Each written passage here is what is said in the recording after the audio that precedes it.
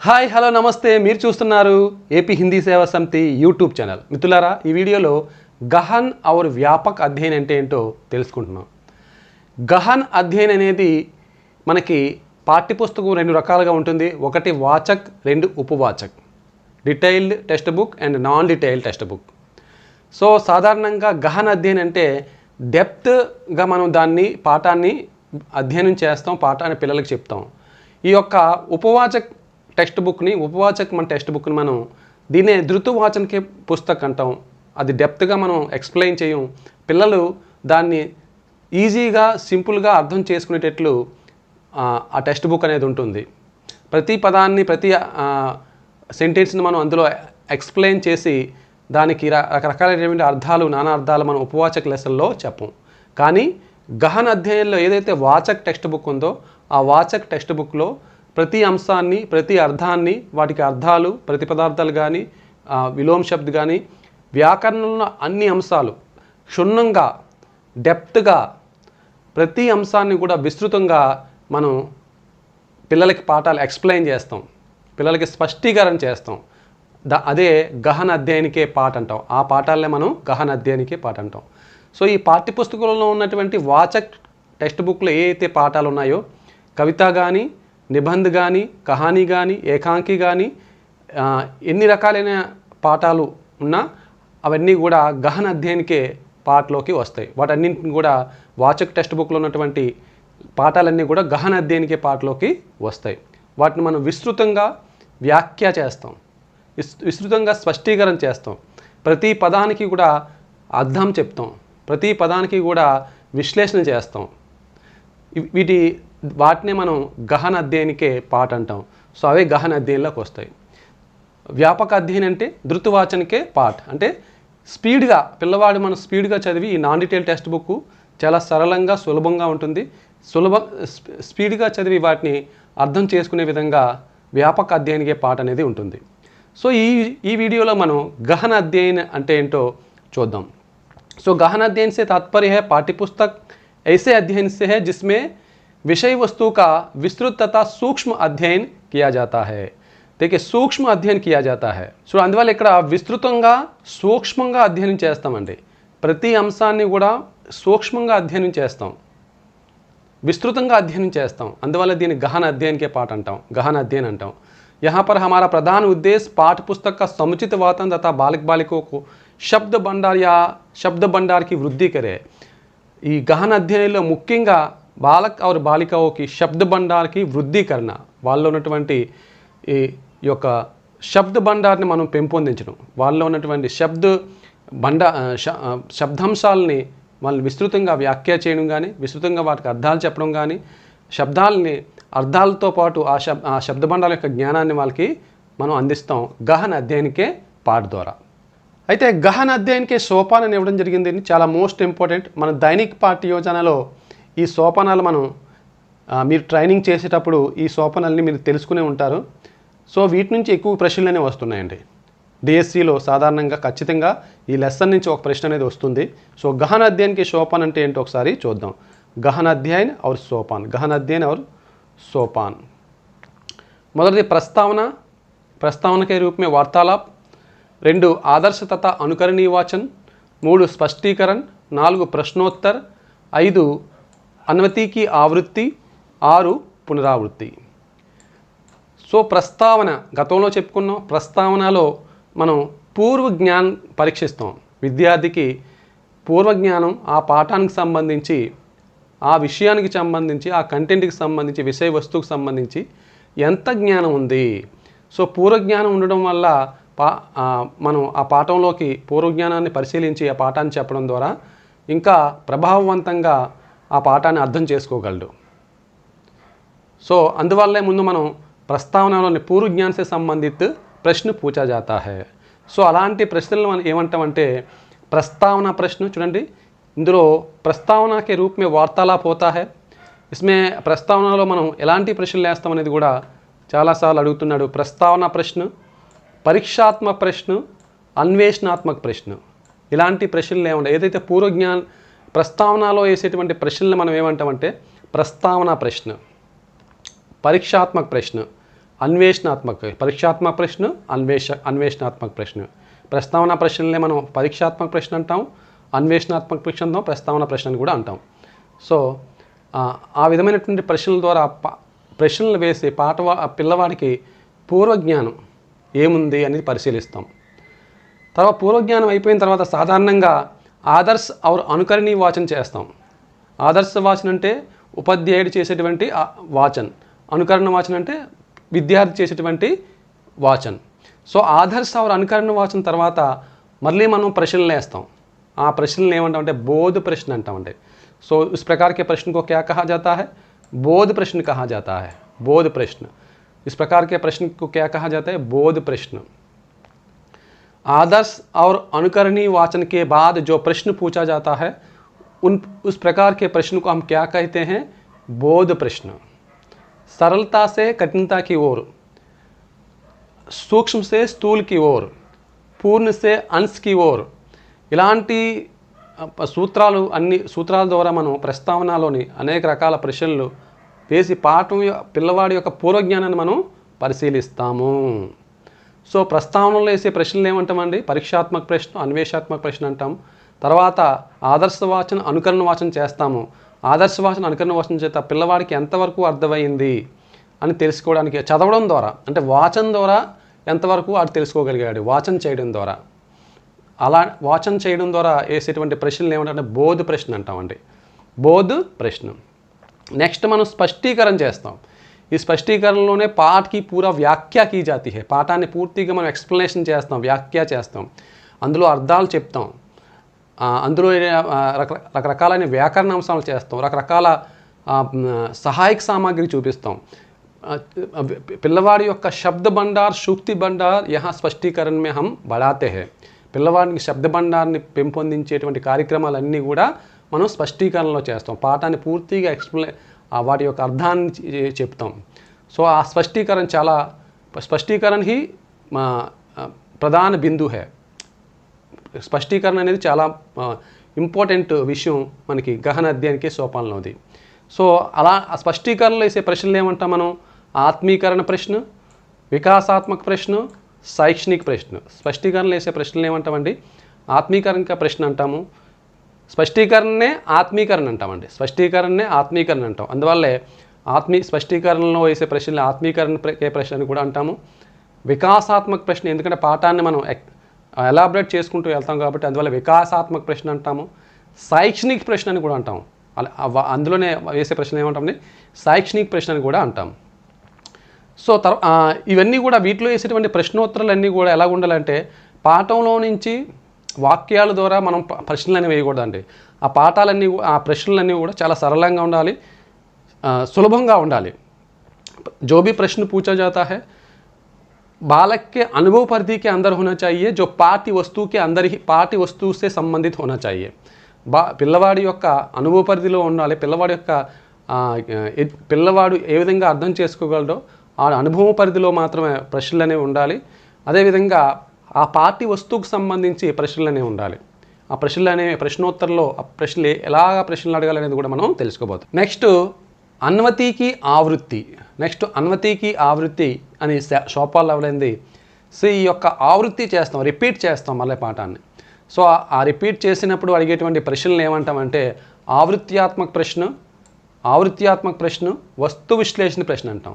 ఈ అన్వతికి ఆవృత్తిలో వేసేటువంటి ప్రశ్నలు మనం ఏంటంటే ఆవృత్యాత్మక ప్రశ్న, వస్తు విశ్లేషణ ప్రశ్న అంటాం. సో చివరిగా మనం పునరావృత్తి ప్రశ్నలు వేస్తామండి.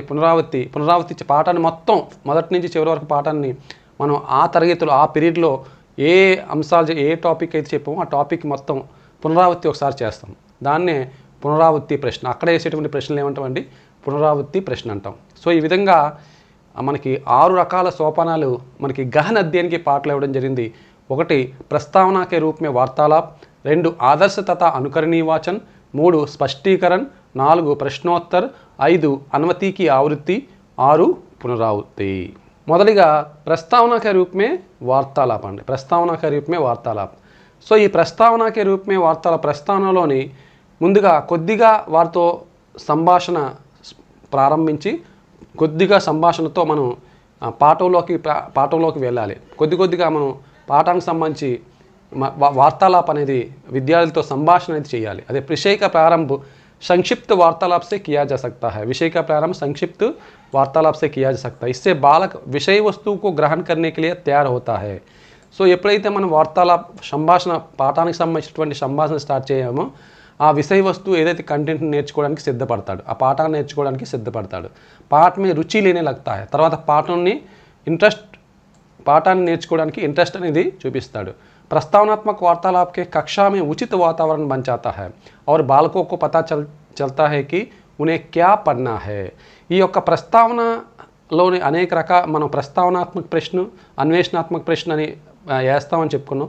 సో ఈ ప్రశ్నల ద్వారా విద్యార్థికి మనకి ఉన్నటువంటి రిలేషన్ అనేది ఏర్పడుతుంది. ఆ పాఠానికి సంబంధించిన వాతావరణం ఏర్పడుతుంది.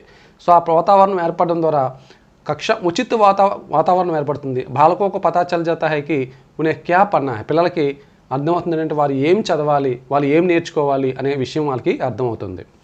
ప్రస్తావన के द्वारा बालकों के लिए ज्ञान का संबंध उनके पूर्व ज्ञान से जोड़ा जाता है. మనం ఆల్రెడీ చెప్పుకున్న ప్రస్తావనలో ముఖ్యంగా వాళ్ళ యొక్క పూర్వ జ్ఞానాన్ని మనం పరీక్షిస్తాము.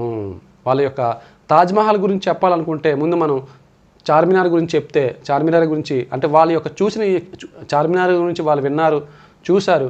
సో చార్మినార్ గురించి ముందుగా చెప్పి మనం తాజ్మహల్ గురించి చెప్తే మన ఈజీగాలకి అర్థమవుతుంది. సో ఆ విధంగా పూర్వ జ్ఞాన్కే प्रस्तावना में पूर्व ज्ञान के संबंध उनके बालकों का नया ज्ञान का संबंध पूर्व ज्ञान से जोड़ा जाता है. नेक्स्ट आदर्श तथा अनुकरणीय वाचन. आदर्श तथा अनुकरणीय वाचन. ఈ ఆదర్శ తథా అనుకరణీయ వాచనలో ముందు ఉపాధ్యాయుడు ఆదర్శ వాచన చేస్తాడు, తర్వాత విద్యార్థి అనుకరణ వాచన చేస్తాడు. సో ఉపాధ్యాయుడు చేసినటువంటి వాచనని జాగ్రత్తగా పరిశీలిస్తాడు, జాగ్రత్తగా వింటాడు, ఆ ప్రొనౌన్సియేషన్ అది జాగ్రత్తగా వింటాడు, ఉచ్చారణ సరే బాగా వింటాడు. తర్వాత ఆ విధంగా మరి అనుకరణ వాచన చేయడానికి విద్యార్థి కూడా సిద్ధపడతాడు. దీన్ని ఆదర్శ తథా అనుకరణీయ వాచన. ఇందులో అధ్యాపక్ పాఠకే ప్రథమ అనుచ్ఛేదిక ఆదర్శ వాచన మొదటి పారాగ్రాఫ్ని తీసుకొని ఆదర్శ వాచన చేస్తాడు ఉపాధ్యాయుడు. వాచన ధీరే ధీరే ఎలా చేయాలి మనం? వాచన धीरे धीरे करना चाहिए, చాలా నెమ్మదిగా చేయాలి. స్పష్టతాపూర్వక करना चाहिए, సముచిత ఉచ్చారణ से युक्त किया जाना चाहिए. సముచితమైన ఉచ్చారణతో నెమ్మదిగా స్పష్టంగా ఉచ్చారణ అనేది ఉండాలి. इससे छात्र छात्राएं उस अनुच्छेद के अर्थ तथा भाव के ग्रहण कर सकेंगे. ఆ విధమైనటువంటి ఉచ్చారణ స్పష్టంగా చదివేటప్పుడు పిల్లలు ఈజీగా దాని యొక్క ఆ యొక్క ఏదైతే అనుచ్ఛేదం ఉందో, ఏదైతే పారాగ్రాఫ్ ఉందో ఆ పారాగ్రాఫ్ యొక్క अर्धाన్ని ग्रहिस्ताडु. जिस समय अध्यापक आदर्श पाठ कर चुके उस समय छात्र छात्राओं को वाचन के लिए कहे. సో ఉపాధ్యాయుడు ఆదర్శ వాచన చేసిన తర్వాత విద్యార్థులు మనం అనుకరణ వాచన చేయాలని మనం చెప్తాం. వాచన మే నిమ్నలిఖిత అశుద్ధ్యా కర్తే హై. సాధారణంగా పిల్లలు ఈ విధమైనటువంటి తప్పులు చేస్తూ ఉంటారు వాచన చేసేటప్పుడు, వాళ్ళు చదివేటప్పుడు. ఏంటది? అస్పష్టత. స్పష్టంగా వాళ్ళు చదవరు, అస్పష్టంగా చదువుతారు. అస్పష్టత. జల్దీ పడిన పాఠం చదివేటప్పుడు త్వరగా కొంతమంది పిల్లలు చదివేస్తూ ఉంటారు. తర్వాత స్వరమే ఉతార్ చడవ నా హోన్నా. ఏదైతే స్వరం ఉందో, ఎక్కడైతే భావం ఆ యొక్క చదివేటప్పుడు ఆ భావాన్ని మనం గ్రహించాలంటే ఆ స్వరంలో ఎక్కువ తక్కువ అనేది ఉండాలి. స్వరాన్ని ఒక్కో దగ్గర పెంచాలి, స్వరాన్ని ఒక్కోసారి తగ్గించాలి. సో ఉతార్ చడవ నహీ హోతా హై. సో ఉతార్ చడవ అనేది ఆ స్వరంలో ఉండదు. అశుద్ధ ఉచ్చారణ కూడా తప్పుగా ఉచ్చారణ చేస్తారు. సో ఇలాంటి ఈ 4 రకాలైన తప్పులు ముఖ్యంగా మనకి అనుకరణ వాచన చేసేటప్పుడు చేస్తారు. అవి ఏంటంటే అస్పష్టత ఒకటి, జల్దీ పడినా ఒకటి, 2 3 స్వరమే ఉతార్ చడావ్ నా హోనా, 4 అశుద్ధ ఉచ్చారణ. మూడవది స్పష్టీకరణ అండి. స్పష్టీకరణ ద్వారా మాత్రమే ఇక్కడే పాఠాన్ని పూర్తిగా ఎలాబరేట్గా ఎక్స్ప్లెయిన్ చేస్తాం. బాలక్ బాలికో శబ్ద భండార్ और सूक्ति भंडार यहाँ ही बढ़ते हैं.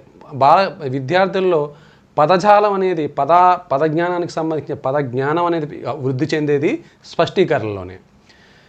छात्र पहले अनुच्छेद का वाचन ठीक करने लगे तब अध्यापक को उसका स्पष्टीकरण करना चाहिए. అంటే ఆదర్శ అనుకరణ వాచన తర్వాత మనం స్పష్టీకరణ అనేది చేస్తాం. तो स्पष्टीकरण के द्वारा ही छात्रों का शब्द भंडार और सूक्ति भंडार बढ़ता है. देखिए एक पिक्चर क्लियर का शब्द किसके द्वारा शब्द भंडार और सूक्ति भंडार बढ़ता है? शब्द स्पष्टीकरण के द्वारा ही. स्पष्टीकरण के द्वारा ही मोस्ट इंपॉर्टेंट क्वेश्चन है. स्पष्टीकरण के द्वारा ही छात्रों का शब्द भंडार और सूक्ति भंडार బడతా హే. అయితే స్పష్టీకరణ అనేది మనం 2 రకాలుగా చేస్తాం. ఒకటి ఉపకరణోకి సహాయతాసే, రెండేమొచ్చి మౌఖిక రూప్సే.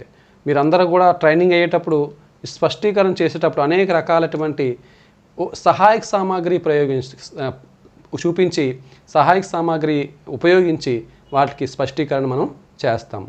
ఉదాహరణకి చార్ట్ కానీ, మోడల్స్ కానీ, వాస్తవిక నిజమైనటువంటి వస్తువులు కానీ మనం చూపించి రకరకాలైనటువంటి ఆర్టికల్స్ ద్వారా మనం వస్తువుల ద్వారా వాటికి పదజ్ఞానాన్ని మనం పెంపొందిస్తాం. సో అలా కాని పక్షంలో మనం మౌఖికంగా మనం స్పష్టీకరణ చేస్తాం. ఒకటి उपकरणों की सहायता से, दूसरा मौखिक रूप से. सो అందువల్ల ఇక్కడ बोला पहले प्रकार से अध्यापक चित्र, प्रतिमूर्ति, मॉडल्स, ఆంగిక చేష్ట, రకరకాలైనటువంటి ఆంగిక చేష్టల ద్వారా అంటే యాక్టింగ్ ద్వారా अर्ध का स्पष्टीकरण करते हैं. ఒకవేళ అలా చేయలేకపోతే మనం जैसा ऐसा ना संभव हो मौखिक अभिव्यक्ति का सहारा लिया जाता है. అలా చేయలేనప్పుడు మనం మౌఖికంగా వాటి అర్థాలు చెప్తాం, స్పష్టీకరణ అనేది చేస్తాం. తర్వాత నెక్స్ట్ मौखिक रूप से स्पष्टीकरण करते समय छात्र छात्राओं के पूर्वानुवृत्ति का ज्ञान सहारा लिया. यहाँ भी हम పూర్వానువృత్తి అంటే పూర్వానువృత్తి అంటే ఏమీ లేదండి, గతంలో ఏదైతే ఈ పాఠం ద్వారా నేర్చుకున్నాడో, ముందు ఏం నేర్చుకున్నాడో, ముందు ఆ పూర్వజ్ఞానం ఏముందో దాని యొక్క సహాయం అనేది, పూర్వజ్ఞానానికి సహాయం అనేది తీసుకుంటాము. సో ఇక్కడ కింద కూడా इसका तात्पर्य यह है कि ज्ञात से अज्ञात की ओर चला जाए. జ్ఞాత్ తెలిసిన విషయం నుండి తెలియని విషయానికి మనం వెళ్తాం. పూర్వానువృత్తికి జ్ఞానం అంటే ఏమీ లేదండి, తెలిసిన విషయం నుండి జ్ఞాత్ సే అజ్ఞాత్ కి ఓర్, పూర్వానువృత్తికి జ్ఞాన్ అంటే పూర్వ జ్ఞాన్ కా సహారా లియా జాతా హై. ఇక్కడ మరొక ప్రశ్న మనకి స్పష్టీకరణలో వచ్చింది. స్పష్టీకరణ करते समय किसका सहारा लिया जाता है? पूर्वानुवृत्ति का ज्ञान. किसका सहारा लिया जाता है? पूर्वानुवृत्ति का ज्ञान लिया जाता है. पूर्वानुवृत्ति का मैंने ज्ञात से अज्ञात की ओर. यदि किसी शब्द या सूक्ति का भाव बालक नहीं समझ पाता तो उसे स्पष्टीकरण नहीं कहेंगे. ఒకవేళ మనం స్పష్టీకరణ చేసేటప్పుడు దాని అర్థాన్ని తెలుసుకోలేకపోయాడు అనుకోండి, దాని భావాన్ని తెలుసుకోలేకపోయాడు అనుకోండి, అది స్పష్టీకరణ ఎట్టి పరిస్థితుల్లో కాదు. ఓకే, ఇది స్పష్టీకరణ అండి. స్పష్టీకరణని ఆత్మీకరణ కూడా అంటాము. స్పष्टीकरण को ही आत्मीकरण का नाम भी दिया गया है. स्पष्टीकरण को ही आत्मीकरण का नाम भी दिया गया है. సో నాలుగవది ప్రశ్నోత్తరం అండి. సాధారణంగా ప్రస్తావన కానీ, ఆదర్శ అనుకరణీయ వాచనలో కానీ, స్పష్టీకరణ కానీ ప్రతి చోట మనం ప్రశ్నలని వేస్తుంటాం. ఆ ప్రశ్న ఆదర్శ వాచన, అనుకరణ వాచనలో వేసే ప్రశ్నలు బోధ ప్రశ్న అని చెప్పుకున్నాం. ప్రస్తావన ప్రశ్న అన్వేషణాత్మక ప్రశ్న అని చెప్పుకున్నాం. స్పష్టీకరణలో కూడా మనం మనం ఆత్మీకరణకే ప్రశ్న, శైక్షణిక ప్రశ్న, ఇలా రకరకాలుగా చెప్పుకున్నాం. ఇలా వీటన్నిని ప్రశ్నోత్తరం. అయితే ఈ ప్రశ్నోత్తరంలో ఏ విధంగా ఉండాలనేది ఈ 4 పాయింట్లో చెప్పడం జరిగింది. ప్రశ్నోత్తర जिस विषय वस्तु का छात्र छात्रों का वाचन किया है उस पर अध्यापक का प्रश्न पूछना चाहिए. ఏదైతే ఆ పాఠాన్ని వాచన కియా, ఏదైతే చదివాడో దాని మీద మనం ప్రశ్నలని వేయాలి. ప్రశ్నోं की संख्या यथेष्ट हो उनमें विविधता हो. ప్రశ్నల సంఖ్య ఎలా ఉండాలి? ప్రశ్నల సంఖ్య కావాల్సినటువంటి ప్రశ్నలు వేయాలి. అంటే దానికి సంబంధించినటువంటి ఎన్ని ప్రశ్నలు వేయగలగాలో అన్ని ప్రశ్నలు మనం వేస్తాము. అవి ఉన్మే వివిధత హోనా चाहिए. ప్రశ్నలు అనేవి డిఫరెంట్గా ఉండాలి. అన్నీ ఒకే రకమైన ప్రశ్నలు కాకుండా డిఫరెంట్గా ప్రశ్నలు ఉండాలి. ఉనికి రచన సావధాని పూర్వక్ హోనీ चाहिए. మనం ఏదైతే ప్రశ్నలు ఇచ్చేసామో చాలా జాగ్రత్తగా మనం ప్రశ్నలు తయారు చేయాలి. వే వస్తువుకి పుస్తకీ భాషమే నా హో. పుస్తకంలో డైరెక్ట్గా మనం పదాలు పుస్తకంలో ఉన్న లైన్స్ డైరెక్ట్గా తీసుకొని మనం ప్రశ్నలు వేసేది కాదు. దానికి సులభమైన పద్ధతిలో ఆ ప్రశ్నలు మనం వేయాలి. అంటే పుస్తక భాషలో కాకుండా మన వాడుక భాషలో మనం వేసేటువంటి సులభ భాషలో, సరళమైన భాషలో ప్రశ్నలు వేయాలి అని చెప్తున్నాడు అన్నమాట. उनका रूप कुछ परिवर्तित कर लिया जाए ताकि अधिक से अधिक छात्र उत्तर देने के लिए उत्सुक रहे. అంటే ఆ ప్రశ్నలు అనేవి వేసేటప్పుడు కొంత మనం మార్పు చేసి మనం ప్రశ్నలు వేస్తే ఎక్కువ మంది దానికి ఆన్సర్ చెప్పడానికి సిద్ధంగా ఉంటారనేసి ప్రశ్నోత్తరంలో చెప్పడం జరిగింది. నెక్స్ట్ పాठ में आने वाले नए शब्दों तथा वाक्यांशों को श्याम पट पर लिख दिया जाए. ఆ ప్రశ్న వేసేటప్పుడు కొత్త పదాలు, కొత్త వాక్యాంశాలను మనం ఏం చేయాలి? శ్యామ్ పట్ బ్లాక్ బోర్డ్ మీద రాసేయాలి. నయే శబ్దోं को अर्थों को श्याम पट पर लिख दिया जाए. మనం ఇవన్నీ కూడా స్పష్టీకరణ చేసేటప్పుడు చేస్తాం. కొత్త పదాలకి అర్థాలు మనం రాయాలి. जो कठिन शब्द हो उनके अक्षर विन्यास वर्तनी का अभ्यास करा देना चाहिए. ఒకవేళ కఠినమైన పదాలైతే దాన్ని వర్తని ప్రాక్టీస్ చేయించాలి, స్పెల్లింగ్స్ ప్రాక్టీస్ చేయించాలి. మనం बालक बालिकों को व्याकरण का ज्ञान तो कराया जाता है, उसका సమన్వయ పాఠ్యపుస్తకసే కియా జాతా హై. ఒకవేళ ఆ పాఠం చెప్పేటప్పుడు మనం వ్యాకరణ జ్ఞానం ఇస్తాం. ఆ వ్యాకరణం ఎలా ఉండాలి? పాఠ్యపుస్తకంలోనే ఉండాలి. ఏదైతే లెసన్ చెప్తున్నామో ఆ లెసన్కి సంబంధించిన వ్యాకరణం అయి ఉండాలి. సో ఆ విధంగా ప్రశ్నోత్తరాలు వేసేటప్పుడు చేయాలనేసి పాఠంలో చెప్పడం జరిగింది. నెక్స్ట్ అన్వతికి ఆవృత్తి. అన్వతికి ఆవృత్తి 5వ అంశం ఏమిచ్చిన అన్వతికి పూరా అనుచ్ఛేद पढ़ चुकने पर अध्यापक को वस्तु विश्लेषण प्रश्न पूछा चाहिए. ఈ అన్వతికి ఆవృత్తియే మొత్తం మనం స్పష్టీకరణ చేస్తాం, వాచన చేస్తాం. ఇది చేసిన తర్వాత అన్వతికి ఆవృత్తి చేస్తాం, ఒకసారి రిపీట్ చేస్తాం. ఆ రిపీట్ అన్వతికి ఆవృత్తి రిపీట్ చేస్తాం. ఆ రిపీట్ చేసేటప్పుడు ఏంటంటే ప్రశ్నలు ఏమంటామంటే वस्तु विश्लेषण प्रश्न अंटाम. किस प्रकार का प्रश्न पूछा जाता है अनवति की आवृत्ति में? वस्तु विश्लेषण प्रश्न. ओके, वस्तु विश्लेषण प्रश्न पूछना चाहिए ताकि पता चल सके बालक बालिकाओं ने उस अनुच्छेद के भाव को कहाँ तक ग्रहण किया है. సో ఇక్కడ మన బోధ ప్రశ్న వేరండి, వస్తు విశ్లేషణ ప్రశ్న వేరండి. ఇక్కడ ఈ అన్వతికి ఆవృత్తిలో మనం ఏం చేస్తామంటే ప్రస్తావన, ఆదర్శవాచన, అనుకూలవాచన, స్పష్టీకరణ ఇవన్నీ అయిన తర్వాత రిపీట్ చేసినప్పుడు ఆ వాచన పూర్తి అయినప్పుడు వేసేటువంటి ప్రశ్నల్ని మనం వస్తు విశ్లేషణ ప్రశ్న అంటాం. సో రిపీట్ అనమాట, రిపీట్ చేస్తాం. మధ్య మధ్యలో మనం రిపీట్ చేస్తూ ఉంటాం. ఆ రిపీట్ చేసేటప్పుడు వేసేటువంటి ప్రశ్నల్ని మనం అన్వతికి ఆవృత్తి అంటాం. అలాంటి సందర్భంలో వేసేటువంటి ప్రశ్నల్ని మనం వస్తు విశ్లేషణ ప్రశ్న అంటాం. ఓకే, వస్తు విశ్లేషణ ప్రశ్న అంటే ఆ యొక్క వస్తు విశ్లేషణ ప్రశ్న యొక్క ముఖ్య ఉద్దేశం ఆ యొక్క భావం ఎంతవరకు అర్థమైంది, చదివింది ఎంతవరకు అర్థమైంది, స్పష్టీకరణ చేసింది ఎంతవరకు అర్థమైంది అనేది మనకు తెలుస్తుంది. भाव को कहाँ तक ग्रहण किया है. यदि अध्यापक चाहे तो उन्हें अनुच्छेद को फिर से पढ़ने के लिए भी कह सकता है. ఒకవేళ అర్థం కాకపోతే మళ్ళా కూడా చదివించవచ్చు పిల్లల చేత ఈ యొక్క అన్వతికి ఆవృత్తిలో. చివరిగా మనం పునరావృత్తి లాస్ట్గా మనం పునరావృత్తి చేస్తాం. पूरे पाठ को समाप्ति पर अध्यापक को कुछ प्रश्नोत्तर पठित अंश को फिर से आवृत्ति कर लेनी चाहिए. మొత్తం పాఠం అంతా అయిపోయిన తర్వాత మళ్ళీ మనం అంటే ఏదైతే ఆ టాపిక్ చెప్తున్నాం, ఏదైతే ఆ రోజు ఆ విషయాన్ని చెప్తున్నాం, ఆ విషయం అంతా అయిపోయిన తర్వాత మళ్ళీ మనం పునరావృత్తి చేస్తాం, మళ్ళీ రిపీట్ చేస్తాం మొత్తం పాఠంలో ఉన్నటువంటి అంశాలన్నీ కూడా. సో ఆ సందర్భంలో కూడా పునరావృత్తి का प्रश्न हमें पूछना चाहिए. छात्र छात्राओं को पठित अंश का सारांश लिखने के लिए भी कह सकते हैं. సో ఏదైతే మనం చెప్పామో, ఏదైతే చదివాడో దాని యొక్క సారాంశాన్ని కూడా మనం రాయమని చెప్పవచ్చు. ఇది గహన అధ్యయనికే పాఠ అండి. సో ఇవి గహన అధ్యయనికే పాఠ. గహన అధ్యయనికే పాఠలో మనకి ఏమేమి ఉంటాయో చెప్పుకున్నామో ప్రస్తావన के रूप में वार्तालाप, ఆదర్శవాచన తథా అనుకరణ వాచన, స్పష్టీకరణ, అదేవిధంగా ప్రశ్నోత్తర్, అన్వతికి ఆవృత్తి, పునరావృత్తి, ఇలా 6 రకాల సోపానాలు మనకి గహన అధ్యయనికే పాఠలో ఇవ్వడం జరిగింది.